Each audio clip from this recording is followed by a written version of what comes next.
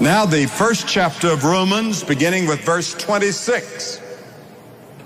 For this cause God gave them up unto vile affections. For even their women did change the natural use into that which is against nature. And likewise also the men, leaving the natural use of the woman, burned in their lust one toward another, men with men, working that which is unseemingly, and receiving in themselves that recompense of their error which was meet.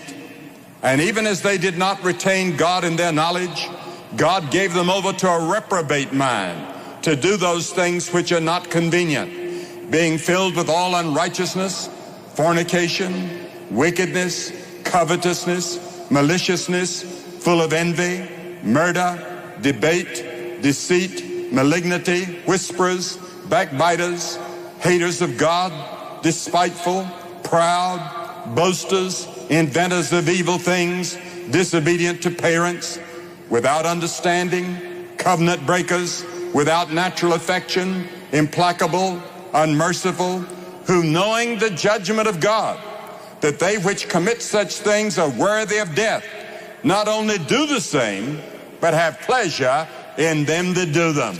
That last part frightens me, because when you watch the television or a film and you see all of these things going on and you have pleasure in it and you get a vicarious thrill out of it, then you're equally guilty, or I'm equally guilty. And that bothers me when I watch some things on television.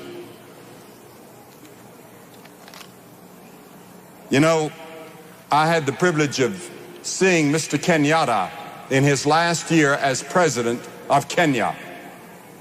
And I'll never forget that day when we met him, and then his daughter gave a marvelous luncheon for us. She was the mayor of Nairobi. And I remember that they accused him of being head of the Mau Mau. And of course, he disliked the British when the British ruled Kenya. And there was all kinds of guerrilla activities going on, and many deaths, and many people were murdered. And when the British finally decided to pull the flag down and turn it over to the people, Mr. Kenyatta was elected president of Kenya. And he got up on the radio. They didn't have television in Kenya at that time. And he got on the radio and he addressed the nation. And the British were frightened as to what he would say, because they thought there might be a great slaughter of British people. And Mr. Kenyatta made his address. And then he said toward the end of his address, I forgive you. You have accused me of many things and you've put me in prison. And I've suffered much. But he said, I want you to know I forgive you. Will you forgive me? And all over Kenya, there was a relaxation and prayers of thanksgiving, because two sides were forgiving each other, and Kenya has become one of the great countries of all of Africa, and certainly one of the great democracies in Africa. Mr. Moi is now the president of Kenya, and he was vice chairman of our last crusade in Nairobi, because a man dared to stand up and ask the people to forgive him. There have been many terrible people that have lived in history, that have lived every bit of what I've just read. 21 things that the Apostle Paul is indicting people of here. One was Hitler.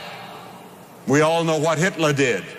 I've been through those camps in Poland and in Germany and all over where those concentration camps for Jews and other people were.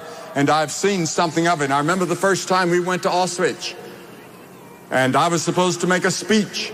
And I remember that they took a wreath for me to lay. And my wife and I walked up in front of a lot of cameras, and I turned around to make my speech after we'd seen all the horrors that went on in Auschwitz. And I was so moved emotionally, I really couldn't give my speech. I had to read it. I could not see it and could not give it as I had planned to give it. And then there was Stalin, who came along in the Soviet Union, and Mao Zedong in China, and many others in our time that have killed thousands and millions of people and tortured them. And there are many thousands of people in prison still today that are political prisoners, religious prisoners, and so forth. We had a man here the other night that spent 16 years in solitary confinement in one country. And that night, here in this place, he made his commitment to Jesus Christ. And he had thought his way through in that prison in 16 years. And he decided to make a commitment to Christ. I want to speak tonight from 2 Chronicles, the 33rd chapter, about a man that I think was probably more wicked, more terrible than Stalin or Hitler. And his name was Manasseh. He was the son of Hezekiah. And Hezekiah was one of the best kings that Judah or Israel ever had. He labored mightily for his country, brought reforms, and turned the people back to God. But then it came time for Hezekiah to die. And he prayed, "Oh God, don't let me die.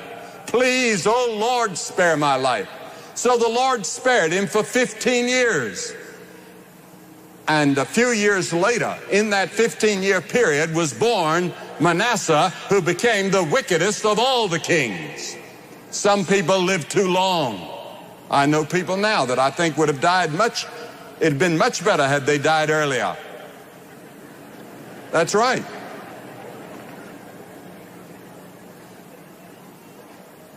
But Hezekiah also opened the doors and showed all the treasures that Judah had to the Babylonians.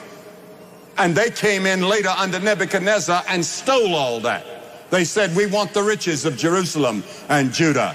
And they took it. But having lived a full life, the Lord had said to Hezekiah, "Set your house in order, for thou shalt die and not live." But Hezekiah would not accept the will of God. And so he turned to God and begged him to live. He refused to accept death, and he did not set his house in order. Yes, I think some people do live too long. Manasseh became king at the age of 12, and he set himself to undo all the good things that his father had accomplished. He was a very wicked man. The Bible says that he was guilty of some of the worst idolatry in the history of all of Israel or Judah. He set up gods everywhere, even in the temple of God, other gods where people worship. And idolatry is anything that comes between you and God. It's where self is preferred over God, so that all of us here can say in one sense we've been guilty at one time or another of idolatry. And God hates idolatry more than any other sin. And under the law of Moses, a man could be stoned to death for engaging in idolatry. Covetousness, the Bible says, is idolatry. If you covet, if you have greed, and it becomes a sin in your life, it can become idolatry. And when the Apostle Paul was walking around in Athens in his day, he looked at a city, the Bible says, given wholly to idolatry. And Paul warned the Corinthian Greeks, flee from idolatry in 1 Corinthians 10. And Paul defined a Christian to the Thessalonians as someone who had turned to God from idolatry to serve the living and the true God. Are you guilty of idolatry? Is covetousness a part of your life? Is greed a part of your life? The Bible says, keep yourself from idols in 1 John 5. Keep yourself from those idols. Is that little box that we call television, is that your idol? Do you spend time quietly worshiping in front of it? Do you spend more time with it than you do with the Lord in prayer or study of the Bible? What is your idol? We have today almost a worship of film stars, television stars, sports figures, all the rest of it.